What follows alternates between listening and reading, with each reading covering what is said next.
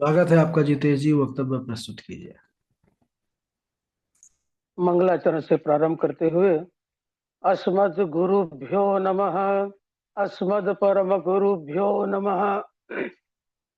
अस्मद् सर्वगुरुभ्यो नमः।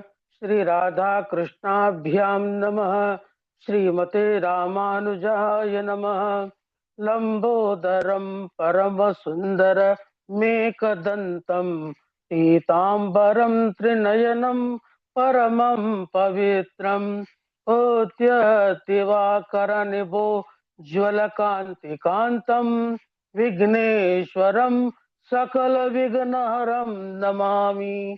शरीरं स्वरूपं ततो वकलत्रं यशश्चारुचित्रं धनं मेरुतुल्यं मनश्चैनलग्नं श्रीगुरुरङ्घ्रिपद्मे ततः किं ततः किं ततः किं ततः किं नारायणं नमस्कृत्य नरं चैव नरोत्तमं देवीं सरस्वतीं व्यासं ततो जयमुदीरयेत्। जयतु जयतु देवो देवकी नन्दनोऽयं। जयतु जयतु कृष्णो वृष्णवंश प्रदीपः। जयतु जयतु मेघ श्यामलः कोमलांगं। जयतु जयतु पृथ्वी भारनाश मुकुंदः। कृष्ण त्वदीय पद पंकज पंजरान्ते आर्यैव मे विशतु मानस राजहंस। प्राण प्राण समये कफवात पित्तैः कंठावरोदन विदौ स्मरणं कुतस्ते। बर्हापीरं नटवरवपुः कर्णयो कर्णिकारं बिभ्रदवासः कनककपिशं वैजयन्तीं च मालाम्। रन्ध्रान् वेणुरधरसुधया पूर्णयन् गोपवृन्दैः वृन्दारण्यं स्वपदरमणं प्राविशत् गीतकीर्तिः।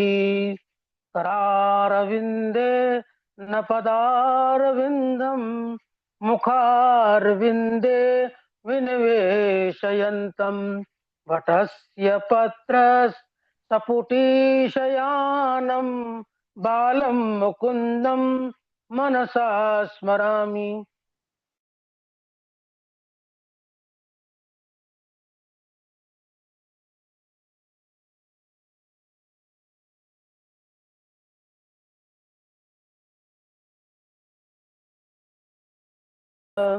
अंजना नंदनं वीरं जानकी शोकनाशनं कपीशमक्षहन्तारं वन्दे लंका भयंकरं। मूकं करोति वाचालां पंगुं लंघयते गिरिं यत्कृपा तमहं वन्दे परमानंद माधवम्। भक्त भक्ति भगवंत गुरु चतुर्नाम वपु एक। इनके पद वंदन किए नासत विघ्न अनेक। बोले श्रीमद् भागवत पुराण की जय। श्री वृंदावन बिहारी लाल की जय। सुखदेव जी भगवान की जय। अनंत कोटि ब्रह्मांड नायक अचिंत्य कल्याण गुणगण निधान सर्वेश्वर अखिलेश्वर सर्वाधिपति अकारण करुणा वरुणालय अकारण करुणा कारक सकल जन्य कल्य शापहारत परात्पर प्रब्रह्म अनंत कोटि कंदर्प दलन जटियान निर्गुण निराकार सगुण साकार जगदैक बंधु करुणैक सिंधु नंदनंदन यशोदानंदन ब्रजनंदन परमात्मा श्री कृष्ण एवं उनकी आह्लादनी शक्ति वृषभानुनंदिनी किशोरी उनके युगल चरणार विंदों में दास का बारंबार प्रणाम।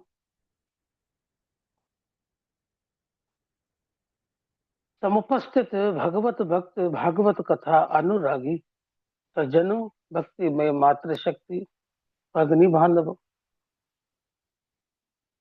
हम श्रीमद् भागवत का पारायण और प्रशिक्षण ले रहे, बड़े सहयोग से। तो सभी भक्तों को, भक्तों के हृदय में निवास करने वाले उस परमात्मा, यह श्रीमद् भागवत भगवान के वांगमयी विग्रह स्वरूप परमहंसों की संहिताओं को हम कथा के रूप में कहेंगे। सिया राम मैं सब जग जानी, करहूं प्रणाम जोर जुग पानी। संकीर्तन कथा से पूर्व आरंभ करेंगे संकीर्तन। हरि न सुंदर नंद मुकुंदा, हरि नारायण हरि ओम। हरि सुंदर नंद मुकुंदा, हरि नारायण हरि ओम। हे केशव हरि गोविंदा, हरि नारायण हरि ओम। हे केशव हरि गोविंदा, हरि नारायण हरि ओम। हे सुंदर नंद मुकुंदा, हरि नारायण हरि ओम। हरि सुंदर नंद मुकुंदा, हरि नारायण हरि ओम। वनमाली मुरली धारी, गोवर्धन गिरिवर धारी। वनमाली मुरली धारी, गोवर्धन गिरिवर धारी। नित नित करे माखन चोरी, गोपी मनहारा। नित नित करे माखन चोरी, गोपिन मनहारा। आओ रे गाओ रे गोकुल के प्यारे, आओ रे कान्हा रे गोकुल के प्यारे। हरि सुंदर नंद मुकुंदा, हरि नारायण हरि ओम। हरि सुंदर नंद मुकुंदा, हरि नारायण हरि ओम। बोलो कृष्णचंद्र भगवान की जय। जय जय श्री राधे, जय जय श्री राधे, जय जय श्री राधे। कथा में प्रवेश के पूर्व अपने गुरुजनों के चरणार बिंदों में कोटि कोटि नमन करते हुए आध्यात्मिक गुरु एवं भागवत गुरुओं को प्रणाम करते हुए अखंड मंडलाकारं व्याप्तं येन चराचरं तत्पदं दर्शितं येन तस्मै श्री गुरवे नमः। गुरुर्ब्रह्मा गुरुर्विष्णु गुरुदेवो महेश्वरा, गुरु साक्षात् परब्रह्म तस्मै श्री गुरवे नमः। अपने गुरुओं को उनके चरणों में कोटि कोटि वंदन करते हुए, प्रणाम करते हुए कथा में प्रवेश करेंगे। कथा में प्रवेश करते हुए नरकों का वर्णन। राजा परीक्षित श्री सुखदेव जी से पूछते हैं, इस भूमंडल का विस्तार कहाँ तक है और कितना है तथा इसका क्या लक्षण है। श्री सुखदेव जी कहते हैं, परीक्षित, इस भूमंडल में नवद्वीप है। जिस देश में हम रहते हैं वह जम्बू द्वीप है। इस जम्बू द्वीप में भी 9,9,000 योजन विस्तार वाले इलावृत, भद्रासव, हरिवर्ष, केतुमाल, रम्यक, हिरण्मय, उत्तर कुरु, किम पुरुष और भारत नामक नव वर्ष है। इलावर्त वर्ष में भगवान शंकर मां पार्वती के संग निवास करते हैं। वहां जो भी पुरुष जाता है वह स्त्री बन जाता है। भद्रासव वर्ष में भगवान हयग्रीव के रूप में,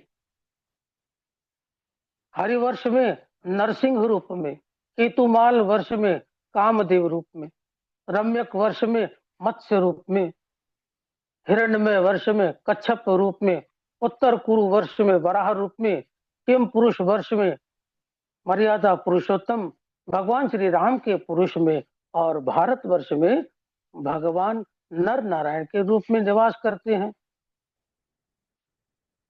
इस भारत वर्ष में भी मलय, वयनाक, श्रीशैल, चित्रकूट और गोवर्धन नामक अनेकों पर्वत तथा गंगा, गोदावरी, नर्मदा, कावेरी, सरयू आदि अनेकों पुण्य पवित्र नदियां विराजमान हैं, जिनके दर्शन, स्पर्श और स्नान के अनेकों आप ताप संताप निवृत्त हो जाते हैं।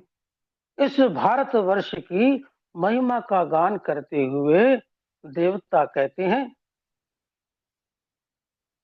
अहो इस भारत वर्ष में उत्पन्न होने वाले मनुष्यों ने ऐसा कौन सा पवित्र साधन किया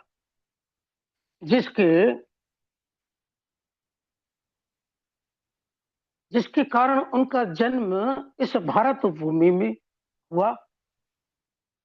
न यत्र वैकुंठकथा सुधापगा न साधवो भागवतास्तदाश्रय न यत्र यज्ञेशमखा महोत्सवः सुरेश लोकोऽपि न वै सेव्यताम। जहाँ भगवान श्री हरि की अमृतमय कथा सरिता प्रवाहित नहीं होती, जहाँ भगवान के भक्त साधु महात्मा निवास नहीं करते, जहाँ यज्ञ आदि महोत्सव नहीं होते, यदि देवलोक भी हो तो वहां नहीं निवास करना चाहिए। यदि स्वर्ग का सुख भोगने के पश्चात हमारे कुछ शेष पुण्य बचे हो तो हम भगवान से प्रार्थना करते हैं हमारा जन्म भारत भूमि में हो, जिससे हम भगवान का गुणगान कर सकें, उन्हें प्राप्त कर सकें। कवि गया प्रसाद जी कहते हैं, जो बरा नहीं है भावों से बहती जिसमें रसदार नहीं, वह हृदय नहीं है पत्थर है जिसमें स्वदेश का प्यार नहीं। वृक्षों में चंदन बड़ा और नागों में जैसे शेष, नदियों में गंगा बड़ी और देशों में भारत देश। बोलिए भारत भूमि की जय। राजा परीक्षित श्री सुखदेव जी से पूछते हैं, प्रभु नरक नाम के लोक इसी त्रिलोकी में है अथवा इसके बाहर हैं? उनकी कितनी संख्या है और किस प्रकार की यातना दी जाती है? वहां पर श्री सुखदेव जी कहते हैं, परीक्षित नरक नाम के लोक इसी त्रिलोकी में है, दक्षिण दिशा की ओर। उनकी संख्या विशेष रूप से 28 बताई है। नाम है ताम्रस्य, अंध ताम्रस्य, सौर, रौरव, महारौरव, कुंभीपाक, कालसूत्र, असीपत्र,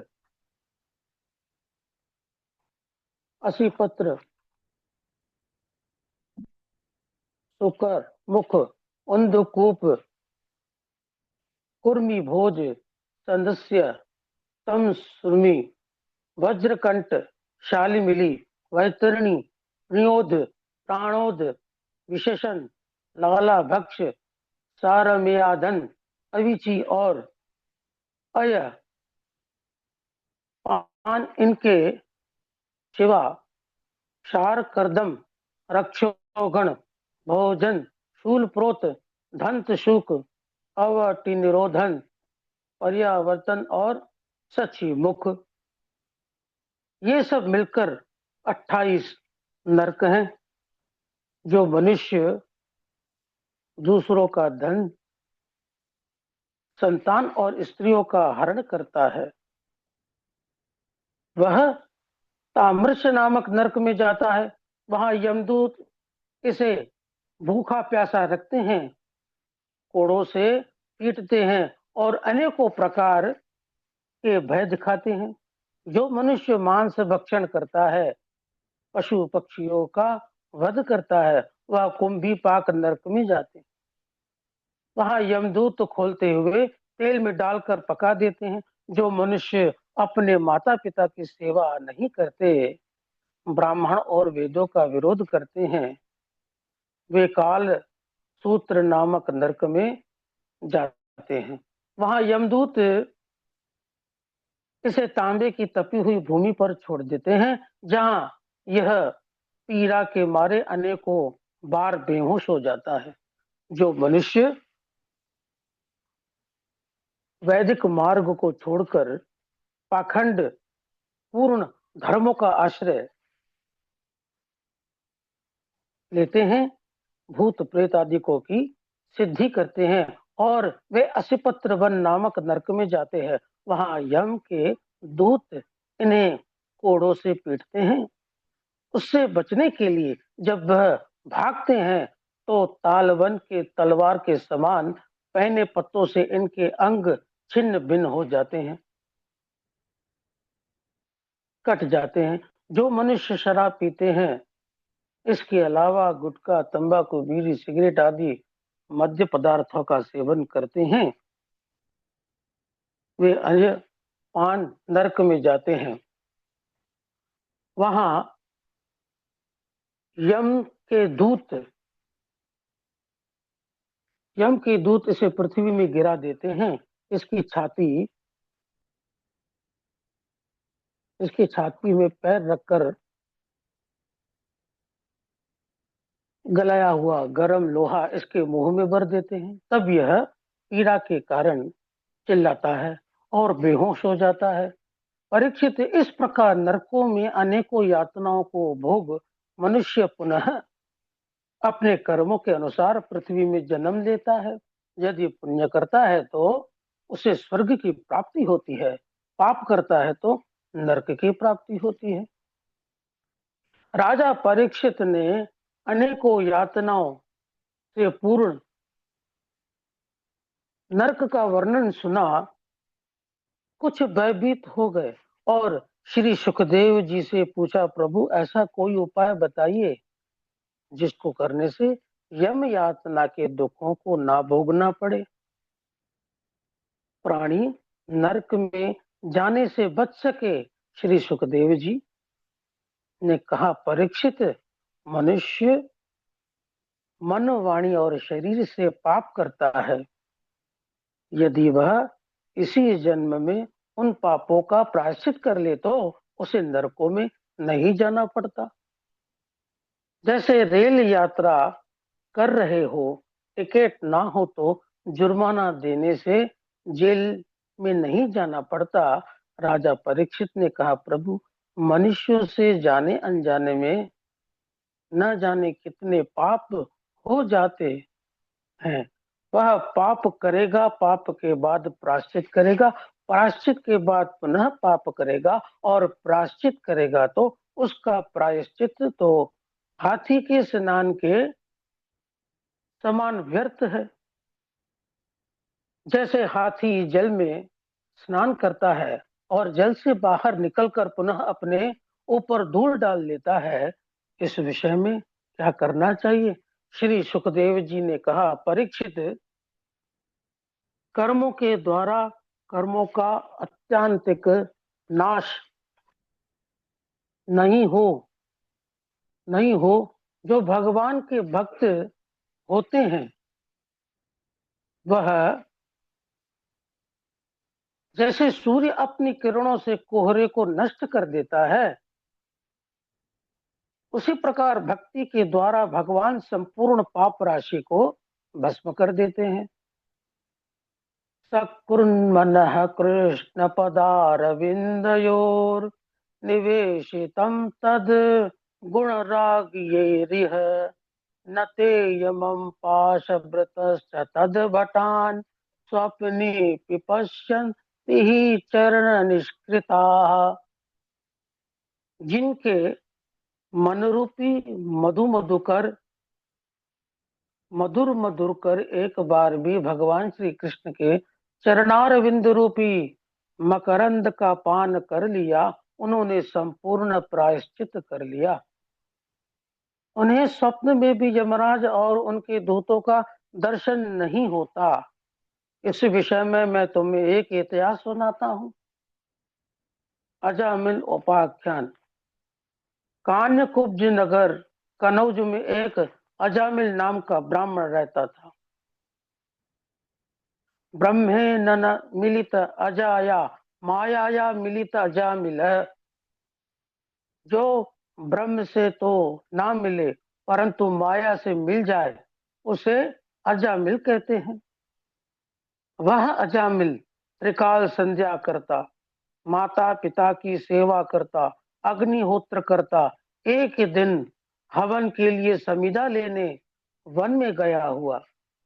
मार्ग में उसे एक वैश्या को देखा, जिसे देख उसमें इतना आसक्त हुआ, संध्या करता तो उसे वही दिखाई देती, पूजा करता, यज्ञ करता, सभी जगह उसे वही दिखाई देती। उसे पाने के लिए वे अजामिल अपनी सारी संपत्ति बेच दी, माता पिता पत्नी का त्याग कर दिया और उसे प्राप्त कर लिया। उसके पोषण के लिए चोरी करता, डकैती करता, डाका डालता, आने जाने वाले राहगीरों को मारता, उन्हें लूट लेता। उस वैश्या से इसके 9 पुत्र हुए। 10वां पुत्र जब गर्भ में था, इसी समय भगवान के अनुग्रह स्वरूप कुछ महात्माओं की टोली इलाहाबाद तीर्थराज प्रयाग जा रही थी। जब कनौज आया, शाम हो गई, उन्होंने उसी गांव में विश्राम करने का विचार बनाया।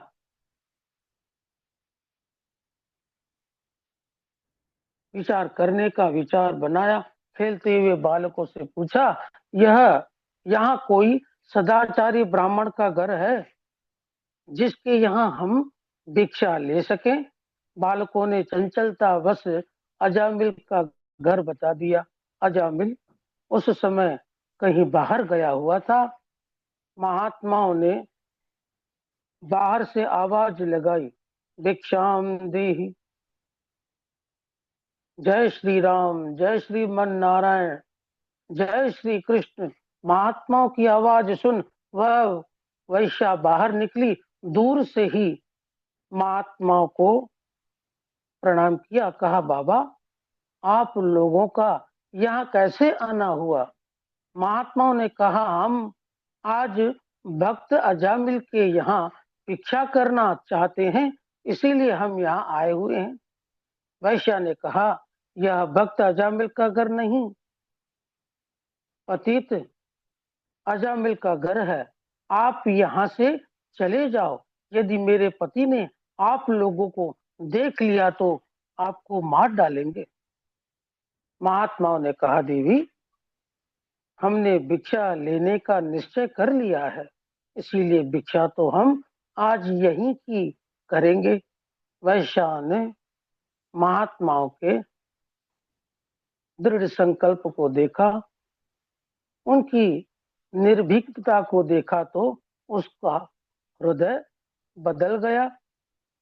कच्चा सीधा लेकर आई, महात्माओं को दिया। महात्माओं ने भगवान के लिए प्रसाद तैयार किया, भोग लगाया। 2 थाली अजामिल के यहाँ भेजी। संतों की पंगत लगी, कीर्तन हुआ, जयकारा लगा। सभी संतों ने प्रसाद पाया और सो गए। रात्रि में जब अजामिल आया, उसने अनेकों महात्माओं को देखा तो कहने लगा, अरे मैं तो वहां भटक रहा था, असली माल तो संतों के पास ही होता है। उन सबको लूटने के लिए चल पड़ा। अजामिल दुनिया को डरा था परंतु अपनी पत्नी से बहुत डरता था। जैसे ही उस वैश्या ने आंख दिखाई, अजामिल वहीं बैठ गया। प्रातःकाल ब्रह्म मुहूर्त में संत जागे, स्नान किया, संध्या की और अजामिल के यहाँ पहुंचकर कहा, देवी भिक्षा हो गई, अब हम जा रहे हैं, हमें दक्षिणा दे दो। अजामिल ने कहा, आप लोगों का दंड कमंडल सुरक्षित है, यही सबसे बड़ी दक्षिणा है, चले जाओ, अन्यथा इसे भी छीन लूंगा। महात्माओं ने कहा, यजमान, हमें तुमसे यही दक्षिणा चाहिए कि तुम्हारे यहाँ जो संतान हो उसका नाम नारायण रखना। संत चले गए। समय आने पर अजामिल के एक पुत्र हुआ। वैश्या को संतों की वाणी स्मरण हुआ, उसने अपने बेटे का नाम नारायण रखा। अजामिल अपने छोटे बेटे से अत्यधिक प्रेम करता था, हमेशा उसका ही स्मरण करता। नारायण पानी पिलाओ, नारायण भोजन कर लो, नारायण इधर आओ, नारायण उधर जाओ, नारायण यह कर लो, नारायण वह कर लो। अजामिल की अवस्था अब 88 वर्ष की हो गई। जब मृत्यु का समय आया, उसके सामने यमराज के 3 दूत हाथ में फांसी का फंदा लेकर प्रकट हो गए। अजामिल ने भयानक दूतों को देखा तो घबरा गया, चिल्लाने लगा, नारायण बचाओ, नारायण बचाओ। भगवान ने जब यह सुना, अपने लोग जाओ, मेरा भक्त पुकार रहा है, उसे बचाओ। पार्षदों ने कहा, प्रभु वह आपको नहीं, अपने पुत्र को पुकार रहा है। भगवान नारायण ने कहा, पहले नारायण नाम मेरा है, उसका पुत्र तो बाद में पैदा हुआ, वह मुझे ही पुकार रहा है, जाओ उसकी रक्षा करो। भगवान की इस आज्ञा को पाकर भगवान के पार्षद दौड़ते दौड़ते आए, यमदूतों को धक्का दिया, अजामिल को मुक्त कराया। यमदूत ने कहा, हमें रोकने वाले तुम कौन हो?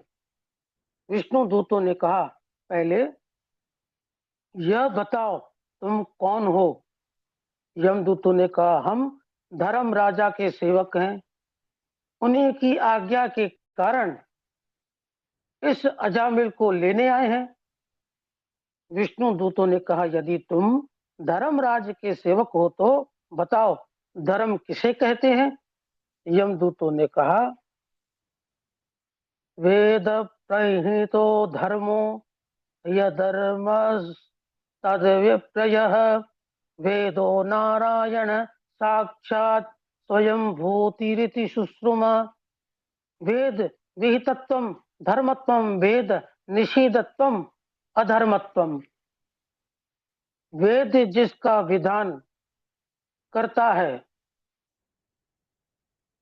उसे धर्म कहते हैं, और जिसका निषेध करता है उसे अधर्म कहते हैं। वेद साक्षात भगवान नारायण के स्वरूप हैं, उनके श्वास प्रश्वास से प्रकट हुए हैं। भगवान के पार्षदों ने कहा, यमदूतों, जब वेद साक्षात भगवान नारायण के स्वरूप हैं तो अजामिल ने मरते समय उन्हीं नारायण का तो नामोच्चारण किया है, जिससे इसके करोड़ों जन्मों के पापों का प्रायश्चित हो गया। पतितः स्खलितो भग्नः संदस्तप्त आहतः, हरिरिहत वशेनाहम पुनर्नारहति यातनाम।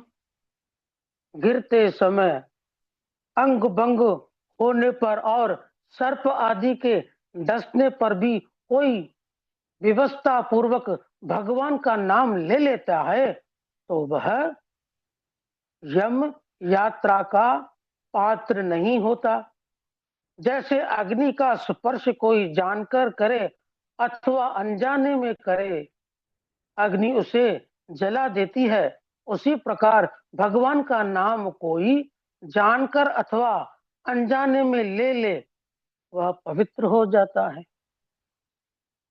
भायम कुंभाय अनख अला आलसहु, नाम जपत मंगल दिशि दसहु। भगवान का नाम भाव अथवा बिना भाव के जपा जाए वह सदा मंगल ही करता है। भगवान के पार्षदों ने इस प्रकार धर्म का उपदेश दे धर्म की व्याख्या कर यमदूतों को वहां से भगा दिया। यमदूत भागे भागे धर्मराज के पास आए, उनके चरणों में फांसी का फंदा और डंडा फेंक दिया। कहा, आज से हम आपकी सेवा नहीं करने वाले। आप यह बताओ, इस संसार में शासन करने वाले कितने लोग हैं? क्योंकि यदि बहुत से शासक हो तो दंड की व्यवस्था ठीक से नहीं हो सकेगी। यमराज ने कहा, सेवकों, पहले यह बताओ तुम्हारे साथ हुआ क्या? सेवकों ने कहा, महाराज, हम आपकी आज्ञा से पापी अजामिल को लेने गए थे, परंतु हमें मारकर भगा दिया गया। यमराज ने कहा, वे कौन थे? दूतों ने कहा, हम तो यह नहीं जानते कि वे कौन थे, परंतु उन्होंने पीतांबर धारण कर रखा था।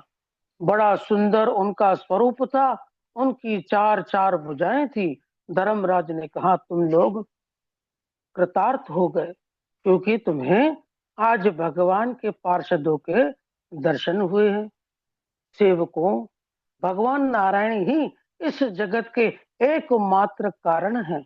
भगवान नारायण के तत्व को ब्रह्मा जी, देवर्षि नारद, भगवान शंकर, सनकादि कुमार, कपिल, स्वयंभू मनु, प्रहलाद, जनक, भीष्म, बलि, सुखदेव और मैं, यह 12 लोग ही उनके तत्व को जानते हैं।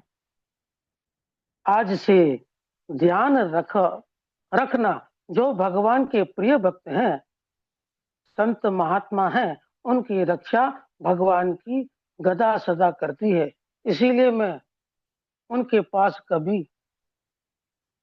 भूल कर भी मत जाना। जिह्वा न वक्त भगवत गुणनामध्ये, चेतेश न स्मरति तत्चरणारविंदम।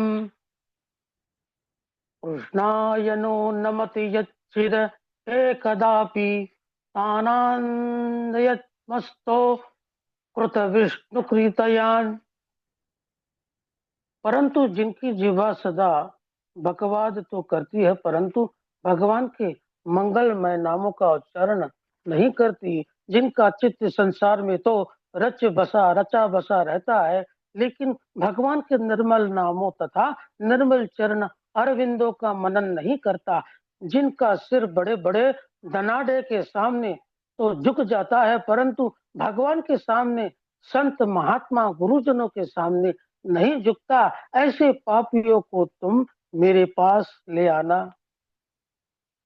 वे बड़े दंडनीय हैं, यम यातना के पात्र हैं। और गरुड़ पुराण में तो भगवान यमराज स्वतः ही यमदूतों को कहते हैं, जो मेरे प्रिय भगवानों का नाम नित्य निरंतर जपता है, अच्युतम केशवम राम नारायणम कृष्ण दामोदरम वासुदेवम हरि, जो इन नामों का जप करता है, जपता रहता है, यमदूतों भूल कर भी उसके पास नहीं जाना। धर्म राजा की इस आज्ञा को पाकर यमदूत मस्तक पर चंदन लगा हुआ देखते हैं, गले में कंठी, हाथ में जोली माला देखते हैं, तो समझ जाते हैं यह तो भगवान के भक्त हैं और उनके आसपास भटकते भी नहीं हैं। यहाँ यमदूत और भगवान के पार्षदों के मुख से जब अजामिल ने धर्म का उपदेश सुना, उसका हृदय निर्मल हो गया। उसने भगवान के पार्षदों के चरणों में प्रणाम किया, उनसे कुछ कहना ही चाहता था कि वे अदृश्य हो गए। अजामिल पश्चाताप करने लगा, कहा तो मैं महापापी जिसने अपने कुल को कलंकित कर दिया, अपने माता पिता का त्याग कर दिया, अपने ब्राह्मणत्व को नष्ट कर दिया, और कहा भगवान का परम मंगलमय नाम जिसके कारण आज मैं कृतार्थ हो गया। अब मैं अपनी इंद्रियों को वश में कर ऐसा प्रयास करूंगा कि अंधकारमय घोर नरक में मुझे न जाना पड़े। परम पूज्य गोस्वामी तुलसीदास जी नाम की महिमा का वर्णन करते हुए रामचरितमानस में कहते हैं, नाम प्रसाद शंभु अविनाशी, साधु अमंगल मंगल राशि, सुख सनकादिक सिद्ध मुनि जोगी, नाम प्रसाद ब्रह्म सुख भोगी। नारद जान्यू नाम प्रतापु, जग प्रिय हरि हरि हर प्रिय आपु। नाम जपत प्रभु की न प्रसादु, भगत शिरोमणि भय प्रहलादु। ध्रुव सगलानि जय पयु हरि नाउ, पायउ अचल अनुपम ठाऊ। सुमिरि पवन सुत पावन नामु, अपने बस करी राखे रामु। अपीतु अजामिल गजु घनकाऊ, भय मुकुट हरि नाम प्रभाऊ। कहाँ कहूँ लग नाम बड़ाई, राम न सकही नाम गुण गाई। ऐसे विचार कर अजामिल ने घर छोड़ दिया, हरिद्वार चला आया, वहां भगवान का भजन किया और भगवान को प्राप्त कर लिया। बोलिए भक्त वत्सल भगवान की जय।